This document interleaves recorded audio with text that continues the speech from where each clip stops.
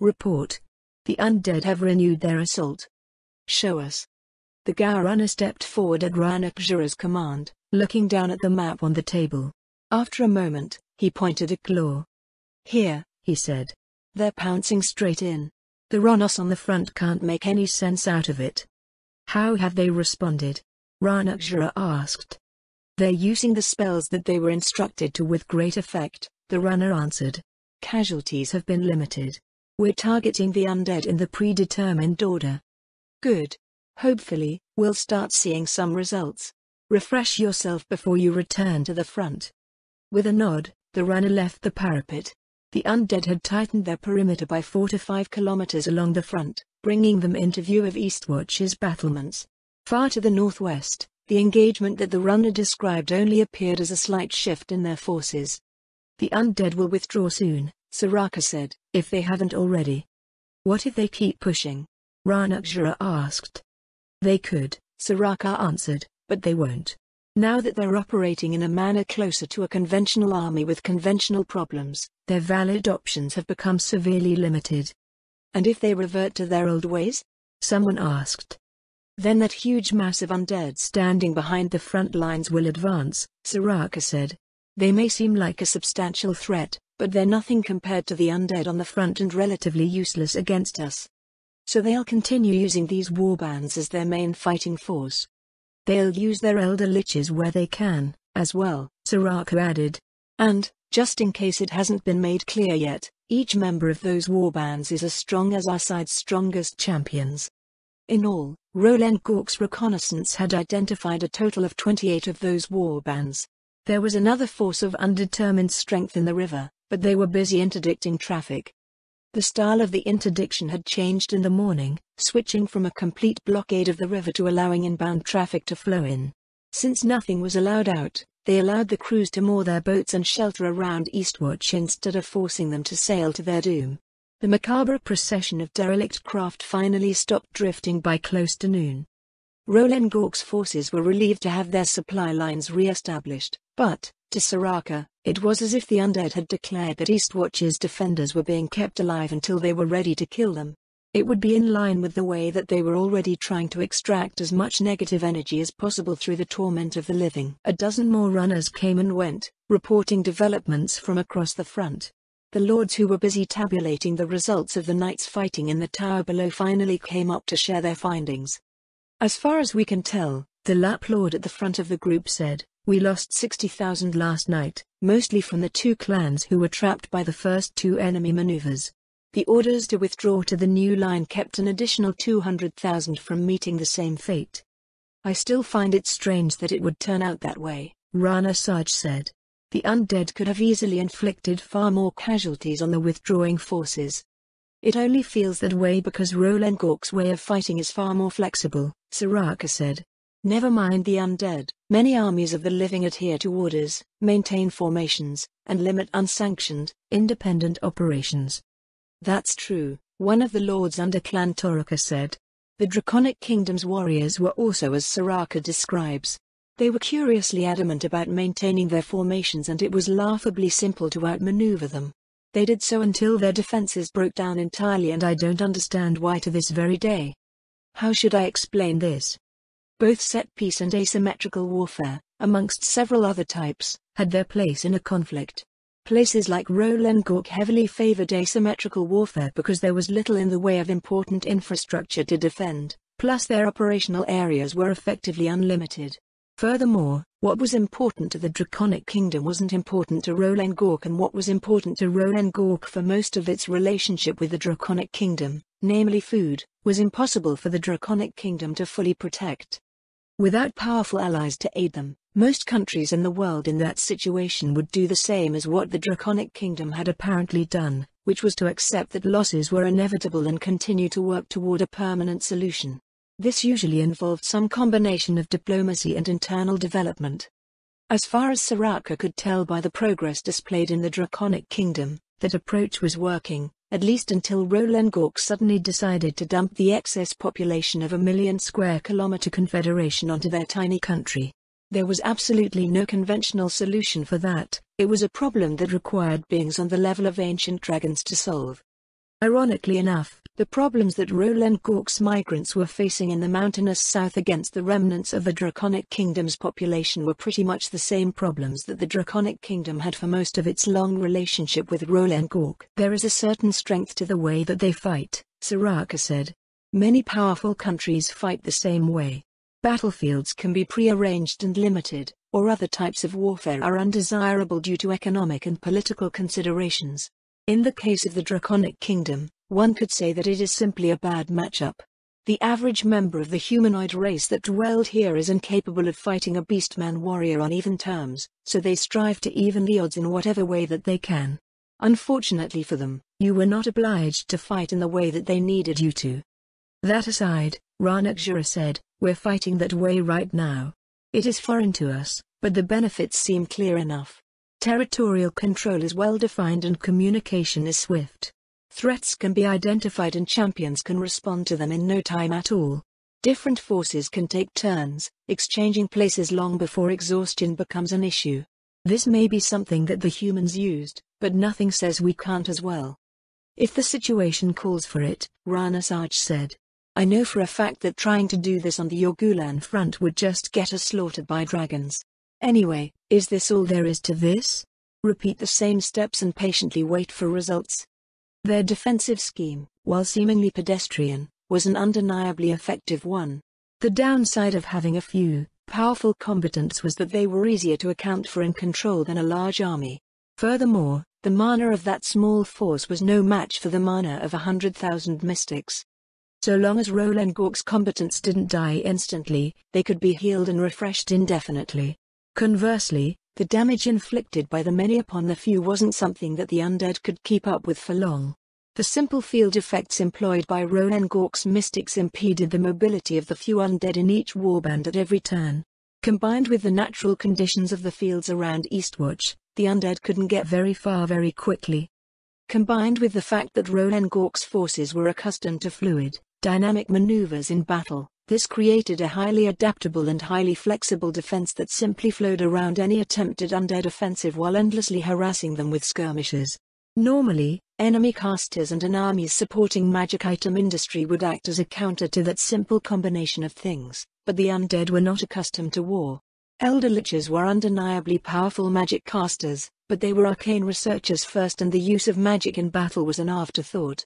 Anything that the undead had that resembled a magic item industry was tiny and sluggish compared to those of living economies. That being said, Roland Gork was just getting started. Those are just standing orders for efficiently maintaining our lines, Soraka said. While the undead are busy trying to figure out what to do about it, we need to make some moves of our own. Our offense needs to develop faster than their ability to keep up. What happened at the harbor this morning presents an interesting possibility. Oh? What's that? Well, I'm used to it not being the case, but the undead appear to have no countermeasures to taunt. With that being the case, we could just fish for undead. A champion on the front can just taunt a death knight to them and drag them deep into our forces to be disposed of the same way that Rana Saj got rid of the death knight on the wharf. The assembled lords fell silent at his proposal, a furrow on each of their brows. He could empathize, as it was a silly idea that probably wouldn't work against a regular living foe. A nearby captain, or lord, in their case, would simply break them out and nothing would come of the attempt. In any other situation, Ranakjura said, I would consider it a highly dishonorable tactic. But if it's the undead... Eh? That's your first thought? I agree, another lord at the table said. If what Soraka says is true, these things just appear out of thin air. There is nothing to respect, no effort, history, or cause to admire. They are merely enemies to be destroyed. It occurred to Soraka that they might have never thought of it if he hadn't pointed it out. The dishonorable thinking was literally unthinkable. Whom should we dispatch? Rana Saj is a solid choice. He's already done it once. No, Soraka said. They might be keeping an eye out for him. Besides, I'm sure you have plenty of champions itching to get their claws on the undead. The Death Knights also have a taunt, so make sure there's a lord around to counter it if it sticks. Also, make sure there are plenty of mystics to support them. Rana Lofar was a good friend of Rana Ujin, one of the lords suggested. He's a bit stronger than Rana Saj, though his equipment isn't as good. That sounds fine to me, Ranakjura said. His mystics will be supporting him anyway. We should put together a list of candidates for this tactic. If it's proven to work, we need to mercilessly exploit it. Don't get too ambitious, Soraka rumbled. Biting off more than we can chew opens us up to a potentially devastating retaliation. What matters is that we can steadily reduce their total combat power. Every powerful undead destroyed represented a centuries-long setback for the undead. It was something that they could ill afford. The forces of the living world produced individuals of equal strength with far greater frequency, and the only recourse for the undead was to save up their immortal assets for major offensives like this one. A pair of runners were sent to convey their gambit to Rana Lofar. After preparing their list of candidates and sending runners to each, they went to the northernmost tower to await the results. Beastmen camps stretched out for kilometers with many making what they could out of the muddy fields. The gentle slope leading up to the northern ranges offered them an unobstructed view of the front. I don't suppose we've had any luck contacting the tribes in the north, Soraka said. We haven't, Ranakjura said. While we are a part of the same confederation, those tribes have always been detached from the rest of Rolengork because they're not connected to the main river basin. Even if we did try to stage an attack from the north, the logistics of supporting such an effort would be exceedingly difficult. But the call to arms did reach them, right? It should have, but their response would be weeks behind. Looks like they've started, Jiraka said. They turned their gazes to the distant front, but without a scout's senses, it was difficult to tell if anything was going on at all. Soraka pulled a spyglass out of one of his pouches and scanned the wall of fog opposite Rolengork's lines. RRRRGH. Why are you being so annoying? High above the battlefield, behind the Sorceress Kingdom's lines, Raoul fumed impotently at the Beastman defenders. A bank of fog blanketed the fields, covering his forces' withdrawal to Olga's lines after another fruitless push. He was allowed to attack from any direction, but the Beastmen had adapted their defenses to receive attacks from any direction. Instead of reeling from his offensives, it felt like they were watching them with mild disinterest. Of course, they probably weren't actually doing that. It was just how things looked. Raoul's forces were being hampered by crowd control effects that targeted the ground and not the undead traveling on it, slowing his already impeded forces to a crawl. This, in turn, afforded the Beastmen ample time to react to every move. The Elder Liches had no direct counter, and trying to counter so many casters was pretty much pointless anyway. As a result, each of his attacks barely did anything. On the bright side, the Beastmen hadn't been able to do much beyond killing off the few zombies and squire zombies raised from the few Beastmen his squads managed to reach. Once his forces were safely behind friendly lines, he banked away from the front with a sigh, flying over to where Olga's skeletal dragon was loitering. Figure anything out? He asked. Not really, Olga answered. I think they got you pretty good. Raoul was forced to agree. There was only so much that a small force could accomplish with minimal risk. For Olga's part, and Captain Zaradnik's, they were maintaining the encirclement and had obscured their forces with a perpetual mist to avoid taking damage from the Beastman's skirmishers. Captain Zaradnik had the additional task of keeping Queen Auricula's safe, so most of the attacking was up to Olga and Raoul. After seeing what the Beastmen were capable of, a general advance would probably work. Their orders were to maintain the encirclement where it was and make sorties against the Beastmen, however, so he was left to rack his brain over what to do. He eyed the fog left in the wake of his withdrawal. Fog cloud lasted for a long time, so the morning's efforts had left patches of it everywhere. Send wraiths into that fog over there, he pointed to the spot where he had attempted to raid the Beastmen an hour before. See if the Beastmen went back to where they were. Though they were up in the sky, their position as commanders still put the fog between themselves and the Beastmen. He couldn't tell exactly where their lines were at a glance. A few minutes later, his adjutant reported its findings. No Beastman formations have been detected. However, we cannot say for certain whether any skirmishers have concealed themselves. Raoul nodded in response. That made sense. So far, the Beastmen were wary of anything that might lead to unnecessary losses. Raoul was fixated on the Royal Army's lines, but that didn't mean that the Beastman lines were organized according to them. Check the other foggy areas, he said. Move Squad 29 into the one we just checked.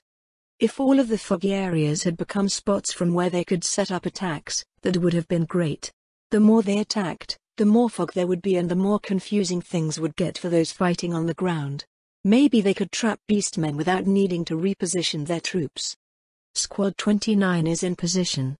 Advance southeast, Raoul said. Use the same parameters as before. Parameters was how the Elder Liches defined the orders they were given, and they adhered to acceptable conditions, various thresholds for mana, health, force ratios and some other things.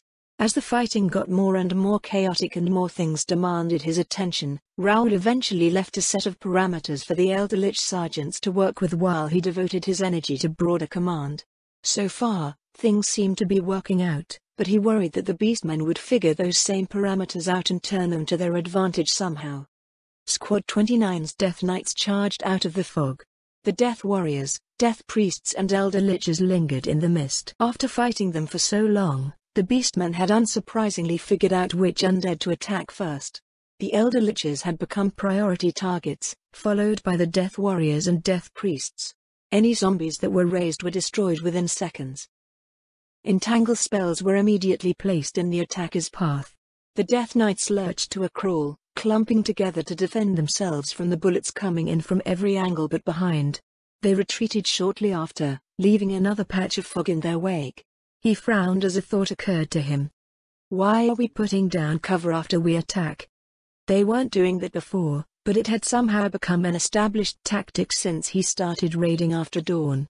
They would attack, then lay down a fog in reaction to the beastman skirmishers' retaliation to cover their retreat. Pair up Death Knights with Elder Liches for the next assault.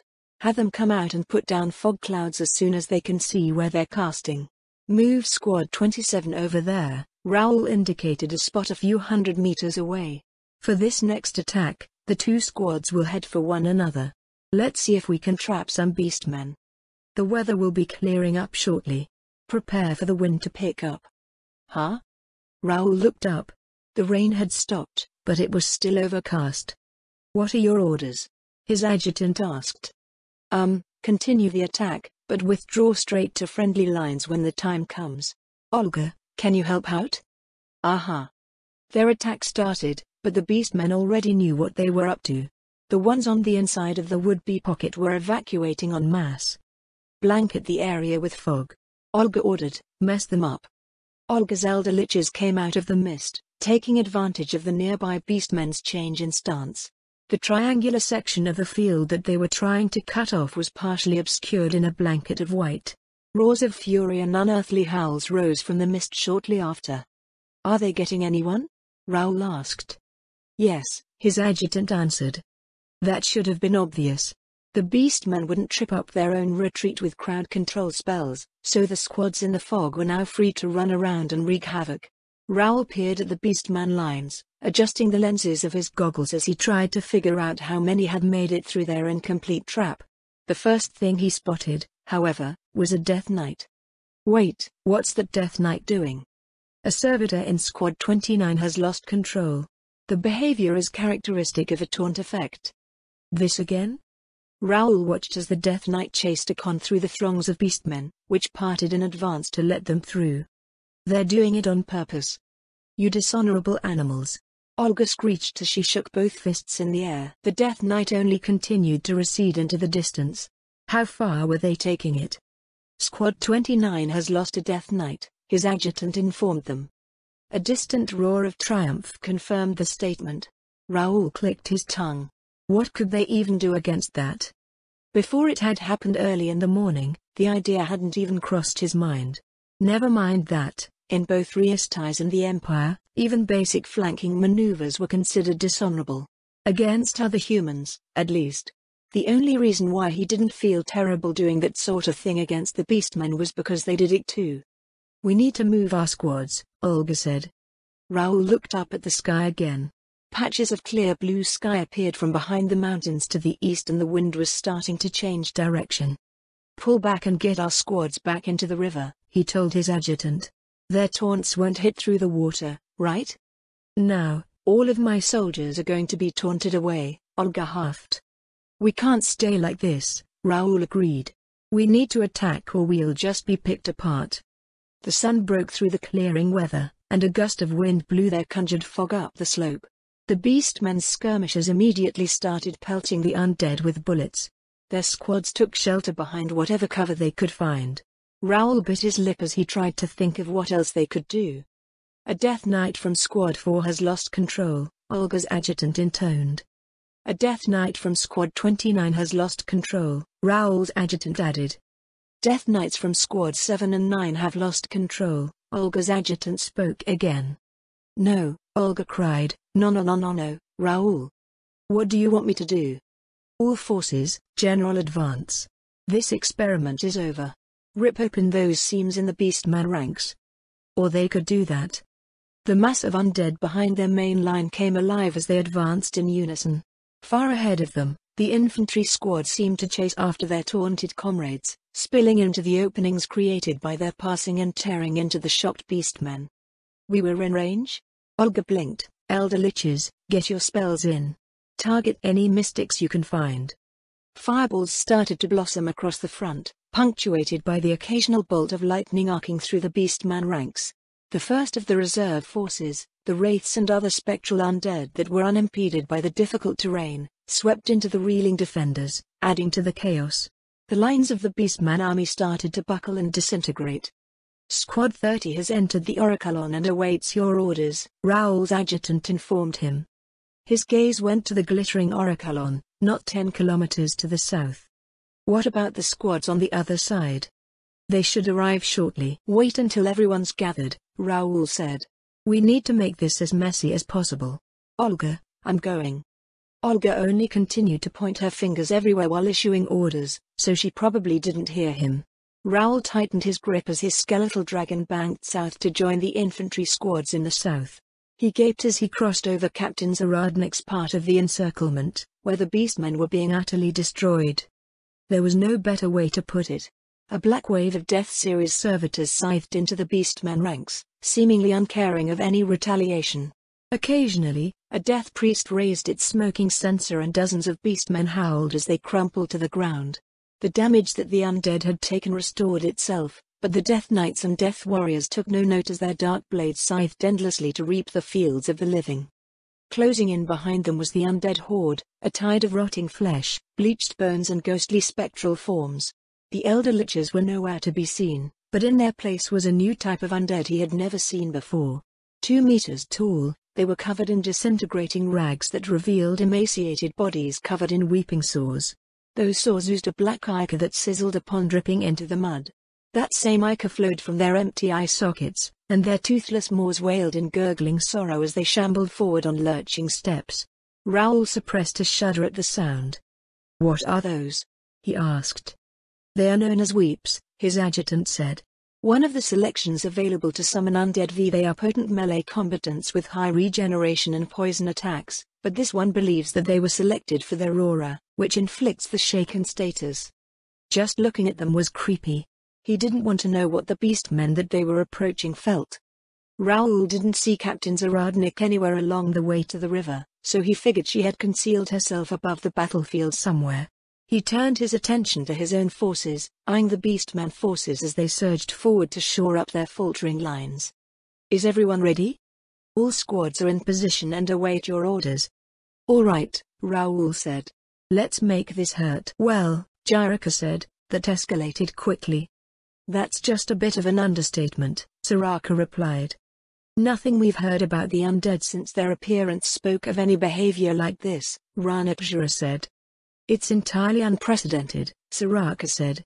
"None of the histories that I know of and none of my experiences with undead elsewhere suggest that they might do this." Individual undead were known for their mindless hunger, hatred for the living, and the pure, straightforward evil of their actions. However, he had never seen nor heard of the undead reacting on such a wide, uniform scale. A pack of ghouls would doggedly pursue someone once they noticed them, but steep and sudden mass escalation across hundreds of thousands of individuals spread over dozens of kilometers due to isolated events just wasn't something that the undead were known for. If anything, it was generally the opposite. They didn't harbor the same feelings as the living, nor did they react as the living did. They felt no sense of loss for their fellow undead and thus did not retaliate for that reason. Stories of people coming back from the undead to haunt their killers or whatever were simply that, The undead were beings independent of any history their appearances might suggest. Then why would they do this? Rana Saj asked. Not that it changes the result, Soraka answered, but the reaction that we're seeing may not be what we think it is. Now that the initial shock had passed, framing it as vengeance or retaliation was silly. There were other, perfectly good reasons as to why the undead had gone on the offensive. The way that those Death Knights were drawn in created an opportunity for our foe, he said. We've been making those bands of undead champions manageable by severely restricting their movements. Not only were the people responsible for that busy moving out of the way, but the Death Knights passing through them might also have used their own taunt along the way, which has an area of effect centered on the Death Knight, which prevented our forces in those places from countering the undead warbands when they attacked. Ranakjara sighed. What a blunder. After identifying a potential weakness in the undead forces' capabilities, the leaders of Rolengork's combined forces issued instructions to the clans across the front who were capable of exploiting it. Unfortunately, the victory cry that confirmed its success did not come with an analysis of the outcome. The clans also took it as a signal to execute the same tactic across the front. In all honesty, the tactic would have been a resounding success had the undead not done what they did. Soraka swept his gaze over the northern front, where the undead had driven deep into Rolengork's lines like black spikes driven into fractured stone. That the undead had responded with an offensive was surprising enough on its own, but the way that they did it unsettled him. Undead beings had a specific nature that they tended to adhere to in the same way that a being with specific elemental affinities did. Mindless undead had a nature that could be broadly defined as hunger. Zombies and ghouls sought the flesh of the living, while others sought to steal away the vitality, reflexes and even the intellect of their victims. Intelligent undead also had a nature that they couldn't deny any more than a fire elemental could deny the drive to burn everything that it could. Amongst the most well-known of those drives was that of elder liches, probably because it was something that didn't force them to confront the living, who created labyrinthine laboratories to plumb the depths of the arcane. If the will driving the undead here was a commander, then what did that mean? In lieu of living desires, would it pursue the development of strategy and tactics to the exclusion of all else? Or did it just want to run an army and fight wars? Based on how quickly it had formulated an answer to a new tactic being employed, the latter had to at least be a part of it. In that case, how long before honing its skills as a commander led to the development of new skills and abilities?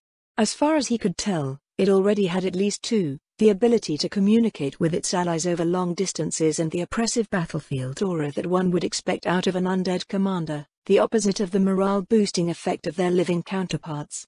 All things considered, it was not Death Knights nor Elder Liches that were the true danger, but their undead commander. Not destroying it meant that it might retreat to raise a new army and return as an even greater threat. He needed to figure out some way to locate or draw out the enemy commander and destroy it so that couldn't happen. It looks like things are starting to stabilize, Rana Saj said. I still fear to ask what the losses were. Ranakjara shook his head. Rather than stubbornly try to push back the defense-oriented Death Knights, Rolengork's forces had withdrawn to form a new defensive line. That line was 2 kilometers south of the old one, affording the observers on Eastwatch's walls a more detailed view. They're still withdrawing, Kasturi noted. They should be if the undead are advancing, Soraka said. They're supposed to be skirmishing until they reach the real defensive lines we've set up. Have they destroyed any more strong undead? It's hard to tell with all the movement. The ones that were reeled in before the undead advance should have been destroyed.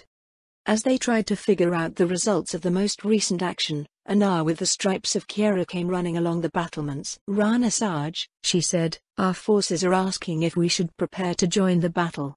Join the battle? Rana Saj came forward. What are you talking about? That's, The runner looked out at the lines to the north before she seemed to realize what the source of confusion was. Our allies in the west are struggling to hold back the undead, she said. The fighting has come within 12 kilometers of the city. Soraka ran the way that the runner had come, making his way around to Eastwatch's western wall. His stomach sank not only at how far the undead had come, but also at how they seemed to be completely overwhelming the defenders.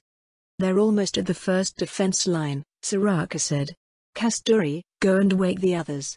We're going to need to take the field soon. Rana Saj caught up with them a few moments later, an expression of dismay on his face.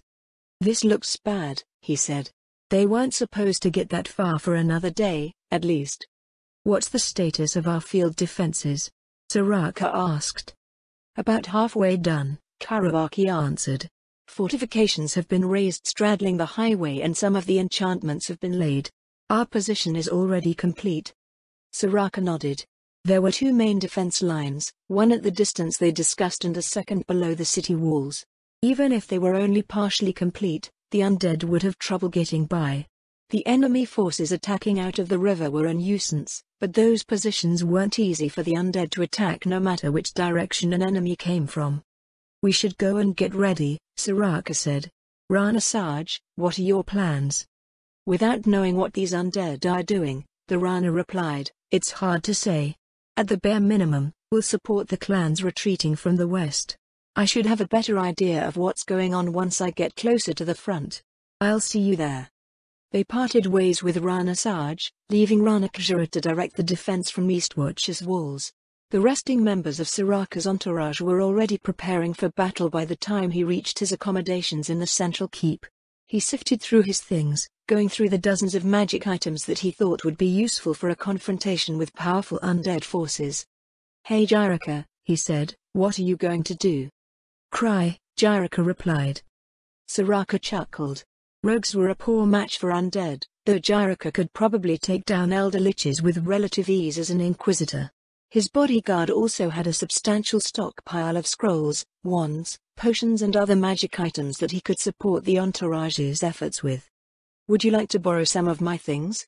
Mitra asked. "I'm good," Jiraka answered. "I'll just stick close to our good Yavroj and make sure an elder lich doesn't feel him up. We're just holding the first defensive line, yeah?" "That depends," Soraka said. "Our priority is the leader of these undead forces.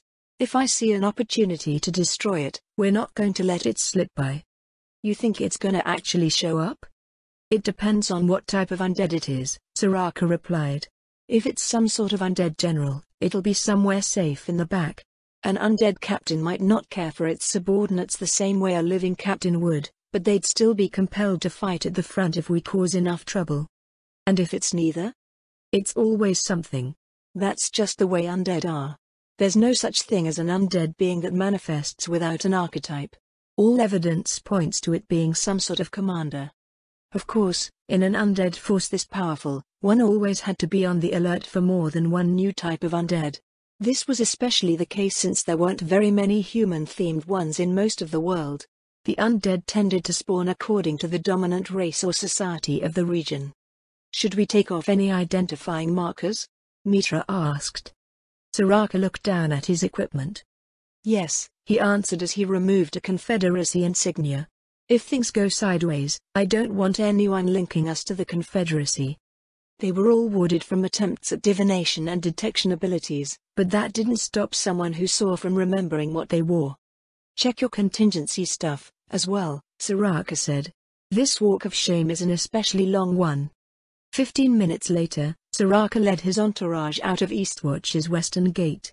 They found Rana Saj with Olren Thurgakra at the chain of fortifications raised along the first defense line, standing atop a magically shaped stone tower north of the highway. Further along, Roland Gork's forces were conducting an orderly retreat in the face of an advancing fog bank. "Soraka," Rana Saj said. "I sent my skirmishers to relieve the forces still in retreat. Things are back under control, but the undead are still pushing." "How many people are still out there?" Soraka asked. "Including my people, around 70,000.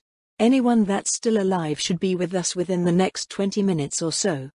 "The clans that were hit by the undead are claiming that there's a new type out there," Roll said. "I can't make much out of the description, though." "What was it?" Humanoid and rotting. Moans or something. Tattered clothing. Aside from the fact that they're tremendously strong, they sound like any other fleshy undead." "There must be more of a description than that," Soraka said. "I haven't come across any survivors from that initial charge and we've been skirmishing since then," Roll replied. "The undead should be pretty close now. We might be able to see for ourselves the next time the wind picks up." Soraka turned his attention from the fog bank to inspect the fortifications. Half of his entourage had spent the time since they determined where their defensive lines were directing the construction of a chain of low walls and towers that ran along the course of a small river. The earthen walls were only 3 meters high, but they became a formidable obstacle when placed at the top of the small ravine. "How much of this is magically fashioned?" Soraka asked. "Just the towers," Kawabaki answered. "We had a lot of labor available, so they did what they could with the walls. It's not our Corps of Engineers' work, but it's better than nothing." "And the enchanted part?" "That stretch next to the highway. It's where our enemies can deliver their forces the fastest, so it should be where most of the fighting is." They walked over to their position. Jiraiya shivered as they stepped across the threshold of the enchanted area. "I hate that feeling," he said. "What is it?" Ranasage asked. "I've not felt anything like this before. We used hallow spells to turn this entire position into holy ground. Those standing on it enjoy the effects of an anti-evil protection spell. Undead are much easier to turn, and those who die here cannot be raised as one of the undead. Additionally, a freedom effect has been attached that will apply to anyone with a positive karma score. I'm not familiar with this freedom. It's an effect that makes one immune to any effects that directly impair movement." Try pulling on Thurgak's arm. Harold did as he asked, reaching out to grasp Thurgak around the wrist. His paw phased through. They both stared at the result. "It's a simple way to check if it applies to an individual," Soraka said. "You should have the other warriors stationed here test whether they receive the benefits or not." "Does it work against magic?" Ranasage asked. "Yes," Soraka answered. "That includes the spells that we've been using to slow down the undead." "I see. So we can use those same spells while defending, and anyone with the effect will fight unimpeded." "And since the undead have negative karma scores," Soraka said, "the freedom effect won't apply to them." Ranasage sent Roller and Thurgak to reorganize the defenders. Soraka ascended the tower at the center of the position, waiting for a gust of wind to come off the river and blow the fog bank away. "Do you have any other countermeasures in place here?" Ranasage asked. "We'll be placing a forbidden spell about 3 meters below the top of the ravine," Soraka answered. "It does a few things, but the effect we're using it for deals damage to beings that enter it. The farther the being's karma score is from the casters, the more damage it takes." "That means if we throw Jiraiya down there," Mitra said, "he's not going to be very happy." "Hey, I'm not that bad." Additionally, Kawabaki said, "Our druids have placed spike growth below the line where forbiddance will be. Anything that walks through that area will take damage every step and may suffer crippling effects as a result of that damage. I'll have to let everyone know not to fall down there." "Anything else?" "We were thinking of placing a bunch of mines, but decided it wasn't worth the mana. Any undead that make it to the wall will already have suffered grievous damage." Ranasage looked down the ravine on the outside of the wall. "I must wonder how you came up with this," he said. "It's common practice in places with high magical integration," Soraka told him. "Against living enemies far more often than the undead. Those without countermeasures are destroyed very quickly. After we are done here, I'm going back to the jungle and never coming out. It's less vicious there." "What about the Elder Liches?" "By all descriptions, they are prodigious casters that may have those countermeasures." "It's possible, but unlikely. Even if they did, they'd have to get close enough to do something about it, and we have tens of thousands of rangers waiting for them." The wind finally picked up, taking the fog bank with it. Less than a kilometer away, the sun beamed down on the undead advance. Behind the squads in the lead, a wall of hundreds of thousands of undead followed. Soraka pulled out his spyglass, examining the front ranks. "Those are weeps," Mitra said from beside him, "human form ones." "Why are there so many of them?" Kasturi said. "How many do you see?" Soraka asked. "Several dozen, at least. Gladestalkers, prioritize weeps. Attack as soon as they come in range." Bullets immediately started flying through the air. So many weeps in one place was unprecedented, but unprecedented seemed to be the order of the day when it came to this particular undead army. "I'm not familiar with these new undead," Ranasage said. "Overall," Soraka said, "they're a bit less powerful than Death Knights, but they hit harder and emit a poisonous black bile that's a bit more potent than giant scorpion venom. They have damage reduction, but any enchanted attack bypasses it. We don't want them reaching us because they'll flail around hitting everyone they can reach with that bile. They regenerate twice as fast as a troll or vampire, so we need to destroy them while there's little interference. One of the skeletal dragons is loitering over the river nearby, Kasturi said. Can I get rid of it yet? Sure, Soraka said. Skeletal what? Ranasaj looked up at the sky. They're essentially bone golems in the shape of a dragon, Soraka said. Unlike golems, which are animated by bound elementals, skeletal dragons are animated by negative energy which gives them the properties of the undead. There's a couple of invisible ones that they've probably been using as flying observation platforms, but neither of them has come close enough to destroy until now. Shouts of alarm rose along the riverfront as the still invisible pieces of the destroyed skeletal dragon rained into the river. To the west, the undead picked up their pace after losing a potful of weeps. Ranasaj had his best hunters join the barrage at 500 meters, and the entire wall was sending a hail of bullets on the undead by the time they closed within 300. Retaliation came in the form of black crossbow bolts unleashed by the lightly armored line breakers mixed in with the Death Knights. Those caught by the projectiles were thrown off of the wall by the impact. Mystics rushed to tend to the wounded, though it seemed that the victims were dead more often than not. Don't falter. Ranasaj shouted. Destroy these abominations, Biff. Soraka's paw came up to catch a black quarrel scent in Ranasaj's direction. He examined it for a moment before tossing it onto the ravine. Make sure you're out of sight before you shout like that, Soraka said. Mitra, how are we doing with the weeps? Most of them are gone, Kasturi said. Add the line breakers to the list of priority targets. Kasturi, start testing damage types. 4 of the lightly armored undead were blasted apart within seconds. The rest dashed for cover behind the rank of Death Knights. Several tight defensive formations manifested as they advanced toward the ravine. Soraka examined the arrangement of the enemy's troops. They were still all uniform in their approach, with the ones on the highway matching pace with those in the fields. An extra 2 squads were on the highway, but they weren't charging ahead to take the bridge. Is there any purpose in doing that? If he were in the enemy commander's position, he would have sent his troops down the highway to smash through the easiest to reach part of the defensive line.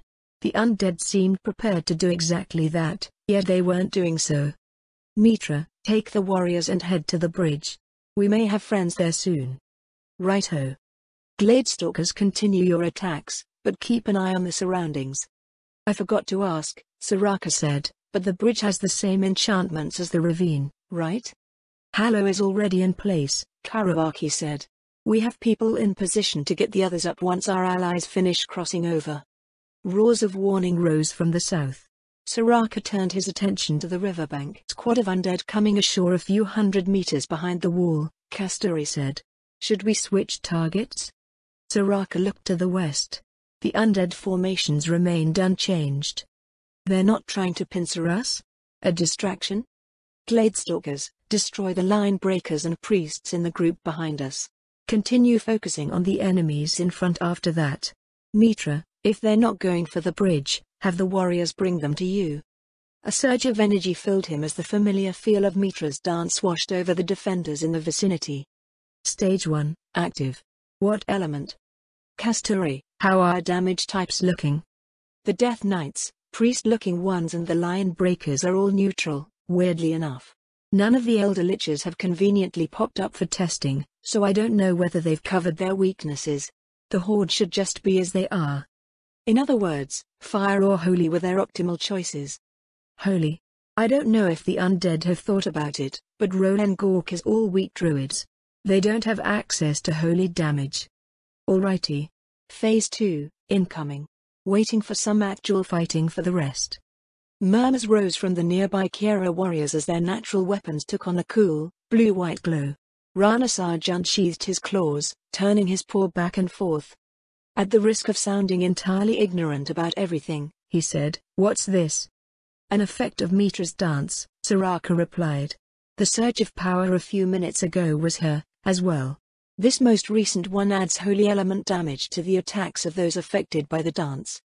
So we don't have to rely on martial arts for elemental damage? It's cumulative with martial arts and weapon enchantments," Soraka said, "so you'll still hit harder if you use them.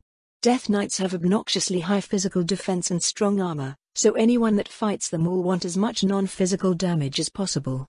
Woo, here they come. Soraka looked down at the highway, which ran by the base of the tower. Several warriors from his entourage were running back with Death Knights on their tails. Mitra visibly bounced in anticipation. Are they going to be all right? Rana Saj asked. Even one Death Knight was hard enough to destroy. It won't be a problem, Soraka answered. A house guard of this caliber is more than sufficient for a few Death Knights.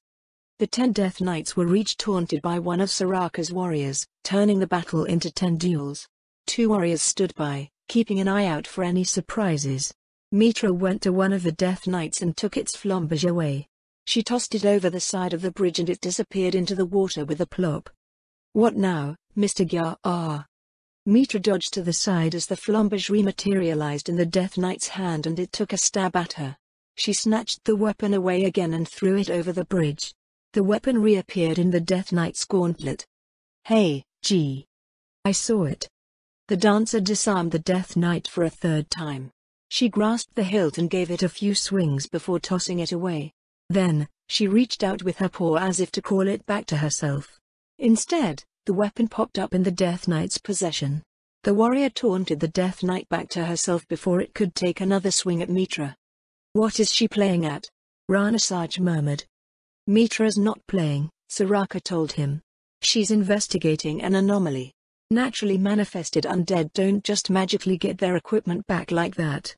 On the third test, she wielded the weapon and checked it for some sort of recall enchantment, but it still went back to the Death Knight. As far as he knew, only one category of entities could do that, summons. A low growl filled his throat as his attention went from the battle on the bridge to the massive undead advancing in the west. The answer as to how so many of them could appear in one place had unpleasantly revealed itself.